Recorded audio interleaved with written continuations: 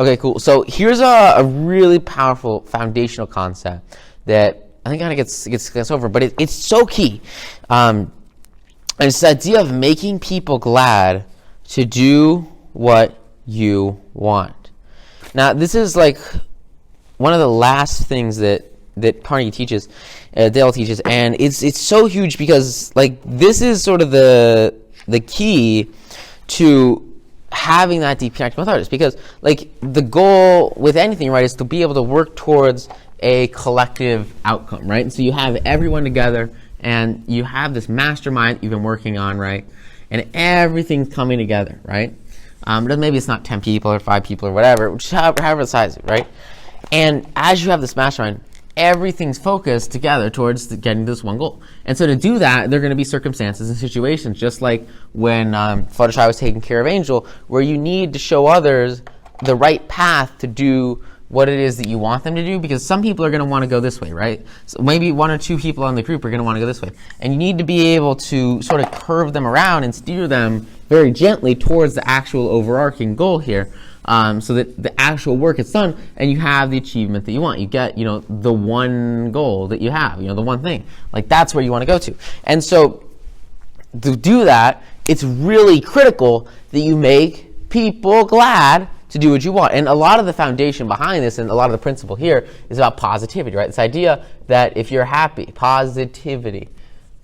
If you're happy and you're giving people what they want and you're showing them this way to get to their success, they're going to want to reciprocate. And if you make them feel good, they are going to want to make you feel good by actually going through that process to get to that goal. People want to help you. People want to support you. And the best way for them to do that, in all reality, is just to be themselves and to do, which is super, super powerful and super, super huge, because it all comes from this one thing of, here's our goal, let's do it as a team, and to convince, maybe especially like as you're working in maybe not necessarily a mastermind environment, but maybe more of a career environment. Like, you're not people that just don't want to do things. I remember I was at Subway, and I would have coworkers, and they were just sick of Subway, and they were like, I don't want to make onions, I don't want to cut onions, because onions were kind of crazy.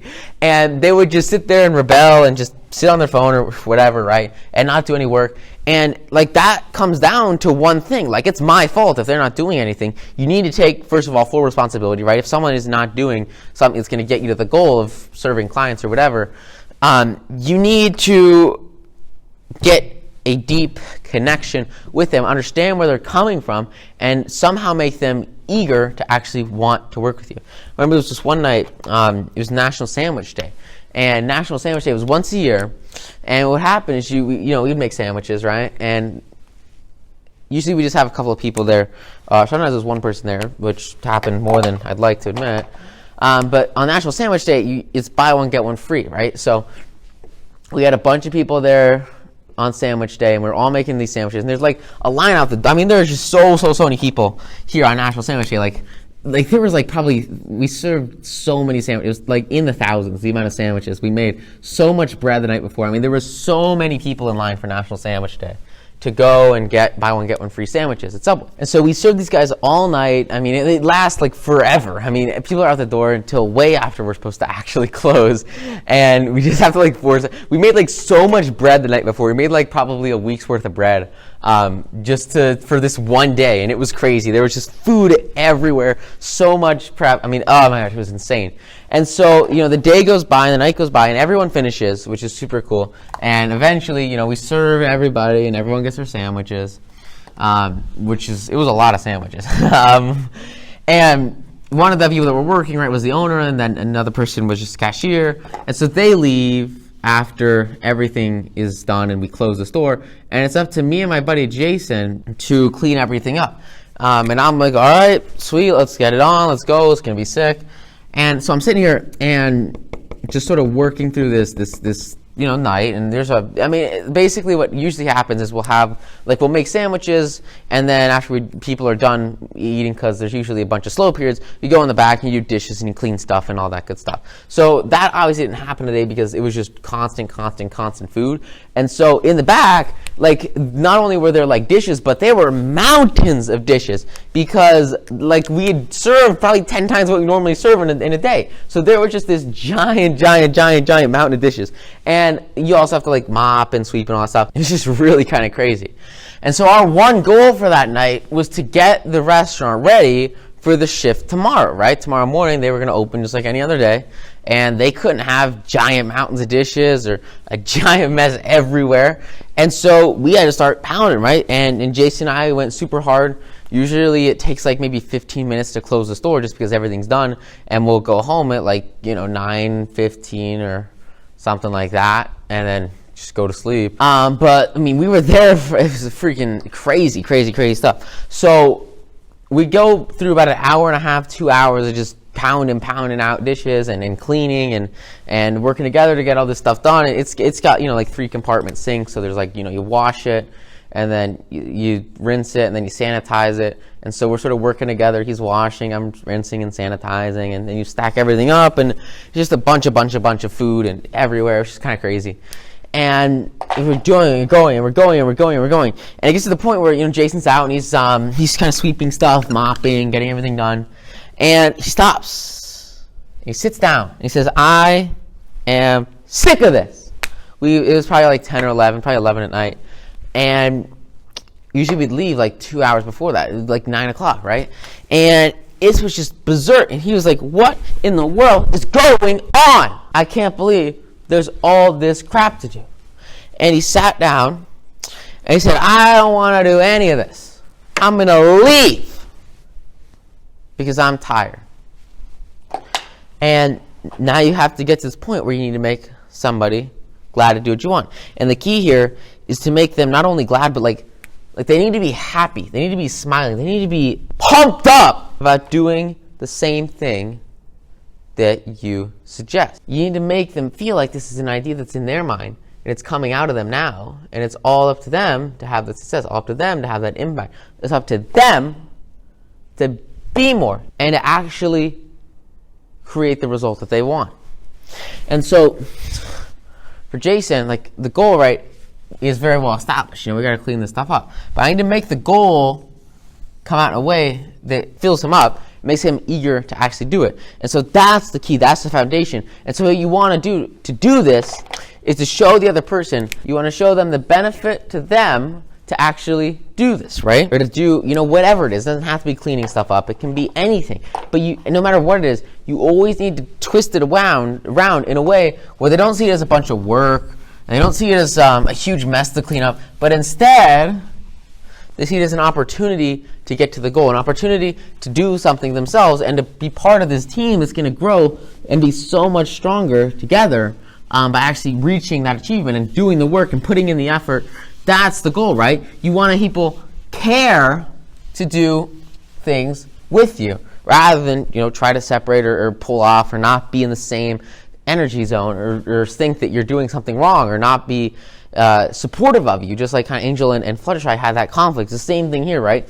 You have to phrase it in a way that makes them care. You have to show them the benefit of actually doing what you asked them to do. So I sat down and talked to Jason. I said, Jason, wouldn't it be so awesome to go home after everything's done tonight? Wouldn't it be so awesome to make everybody happy in the morning? Wouldn't it be so cool to do the best job ever and be out of here before anybody else?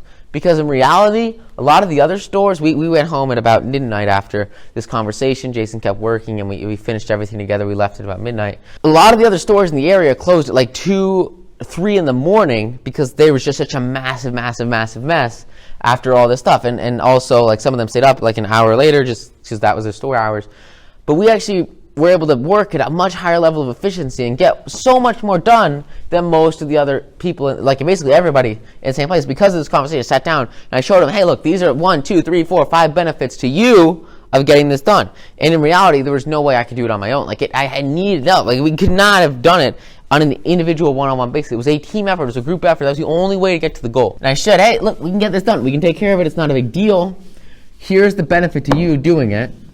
And, convince him to stay, not just walk out, and finish it up, which was pretty awesome. By using positivity, right? By using that energy to showcase the benefit, showcase the result that would come from that collaborative work, that collaborative communication, and most significantly, going and going and going and pushing past that level of pain to actually get to the end result. Because once you start to feel pain, you're really only about 40% there, right? So you just have to keep pushing, keep going, and that's exactly what he did. And he got the result. He got happy. And what's cool is at the end of this, if you show people why they should do things, and you let them know, look, here's the awesome benefits of you doing this awesome thing, and this is the awesome outcome we're going to have. This is the amazing results we're going to get. What it does is it makes them happier and more fulfilled once you actually do it, once you actually achieve it. And for him, that was so powerful, that was so massive, because it allowed him to have joy from work that he traditionally was not a big fan of. So very, very, very, very powerful concept here, and one that you're definitely going to want to sort of focus on as you sort of move into this idea of leadership. And they just do such an amazing job of summing it up here. I just want to go over it because it's so powerful, so critical, that you just do it here. And it's so cool. So remember, the key concept, right, is to be inclusive and change others' attitudes and behaviors. And the way to do that, to follow these principles, right? Begin with praise and honest appreciation, call attention to people's mistakes indirectly. Talk about your own mistakes, right? If I sit down with Jason, I'm not going to talk about any of the mistakes that he made whatsoever, with anything. All I'm going to do is say, look, I made this mistake cleaner, I made this mistake washing, need some help, can you help? Ask questions instead of giving direct orders. I didn't say, look, you need to go and mop. I said, what do you think we need to do to clean this place up? Same thing, let the other person save face. I didn't say, look, it's your fault that we're not cleaner, or, you have to do this or else you're going to look bad, blah, blah, blah. I didn't say any of that. I said, look, I'm just going to go clean. Do you think you should clean too? You need to praise any improvement and praise every improvement. He stands up and starts sweeping. I'm going to praise him like hell so that he goes and then he mops and then he helps clean the dishes and all that stuff. There was tons of stuff to do. You have to be praising. You have to give praise in every situation possible to actually inspire them and make them happy to go and actually freaking do it. Give the other person a fine reputation to live up to. I told Jason, look, you're an amazing, amazing, amazing worker. You've done amazing, amazing work in the past. I know you can succeed. I know you can have the impact. I know you can have that success. Let's just do it one more night. It's just a longer night than normal. Not a big deal, right? Give them something to live up to. Make them feel like you see them as this God, and they will become that God. And then use encouragement and make the fault seem easy to correct. Like I said, dude, not a big deal. Floor's a giant mess. That's okay. We can overcome these faults. It's okay. Not a big deal. Let's make it happen. Let's make it work. Let's have success as a team and as a group. Maybe you're not the best at washing dishes. That's okay. You can rinse, you can sanitize, not a big deal. It's easy to overcome. And the last thing is make them happy to do the thing you suggest. Make them proud and just insanely inspired to actually be on your team. Because the moment you do that, it changes everything. This book is so powerful. You guys got to read this. It's so good. I know I'm asking for your time, but dude, it's so worth it. This book changes everything. Win friends and influence people. So yeah, really critical core concepts there, and just some insane principles to use, which is really cool.